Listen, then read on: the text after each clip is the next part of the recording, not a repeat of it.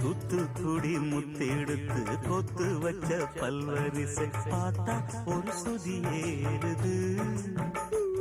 அடியாத்தா மனம் சுரம் பாடுது. சாத்துக்குடி சாரை எடுத்து சேர்த்து வச்சே கண்ணத்துல தாரு அட முழுசாகத்தா.